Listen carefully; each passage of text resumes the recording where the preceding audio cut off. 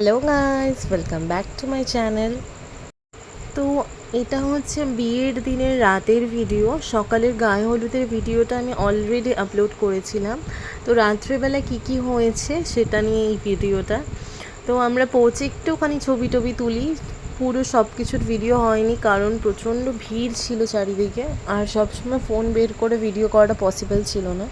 তো প্রথমে আমরা আগে কিছুটা স্টার্টার্স নিয়ে তারপরে ওই 10টা সাড়ে 10টার দিকে ডিনার করতে বসে যাই।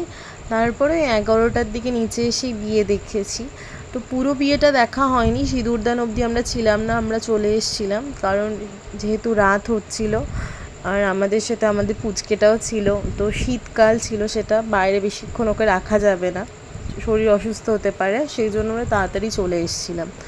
তো আমি মামিকে প্রথমবার দেখেছিলাম, আর দেখেই আমার জাস্ট একটাই কথা প্রথমেই মনে হয়েছিল যে সে খুব মিষ্টি একজন, মানে প্রচণ্ড মিষ্টি দেখতে। ভিডিওর কিছুটা পরে গিয়ে তোমরা দেখতে পাবে তার মুখটা।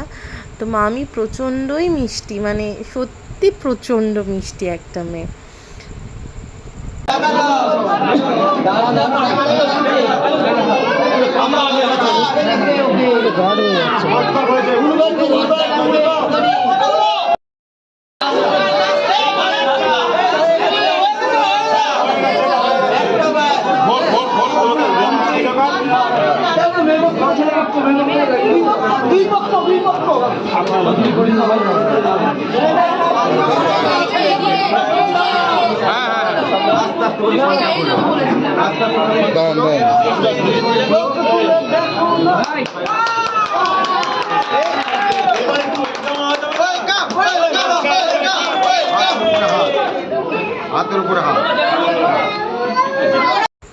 তারপরে এই যে মামির মুখ, তারপরে পুরোহিতের কথাগুলো আমার প্রচণ্ড ইউনিক লাগাতে আমি সেটা পুরোটা ভিডিও বানাই। তোমরা একটু পরে শুনতে পারবে, যখন শুভদৃষ্টির পরে আরও যেগুলো হয়, মালা বদল বা আরও যা রীতিগুলো হয়, নিয়মগুলো পালন করা হয়, সেই সবের মন্ত্র বলার ধরনটা আমার বড্ড ইউনিক লাগে।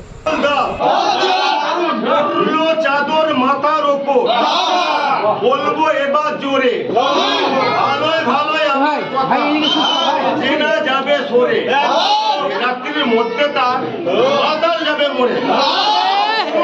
সর্বলোকে স্বামীনারায়ণ কথা, একদিন দৈব যোগে গিয়েছিলাম কলিকাতা, এখানেতে মেচো বাজারে 56 নাম্বার গুলি এখানেতে লেগে। তো আমার এই মামার মামির প্রায় 10 বছরের সম্পর্ক পূর্ণতা পেল সেদিন। তো ওদের চোখে মুখে আনন্দ দেখে বোঝা যাচ্ছিল যে ওরা কতটা খুশি। আর সত্যি বলতে ওখানে সবাই, মানে যারা ওদের সম্পর্কে জানতো, তারা প্রত্যেকে ওই একটাই কথা বলছিল যে অনেক বছরের সম্পর্ক যখন পূর্ণতা পায় কতটা ভালো লাগে দেখতে। আরেকটা কথা, সেটা হচ্ছে যতক্ষণ ওদের বিয়ে চলছিল, ওদের বিয়ের আশেপাশে, মানে ওদের দুজনের আশেপাশে না একটা প্রজাপতি কন্টিনিউয়াসলি উঠছিল। তো ব্যাপারটা বেশ ভালো লাগছিল। সত্যি বলতে অনেকের ভালোবাসাই সত্যি বলতে পূর্ণতা পায়, শুধুমাত্র দরকার পড়ে অনেকটা অপেক্ষার আর একটু ধৈর্যের। তো যাই হোক, আমরা পুরো বিয়েটা দেখতে পারিনি। 12টা সাড়ে 12টার দিকে আমরা বেরিয়ে আসি। তো আসার সময় বাসে করে ফিরি আমি, আর আমার মাসি ভাই ওরা গাড়িতেই ফিরে, আসার সময় আমি বাসে ফিরি। একটুখানি অস্বস্তি লাগছিল বাসে, তো শুয়ে পড়েছিলাম। তারপরে 2:45টার দিকে আমি বাড়ি ঢুকি। এই ছিল আজকের ব্লগ। বাই।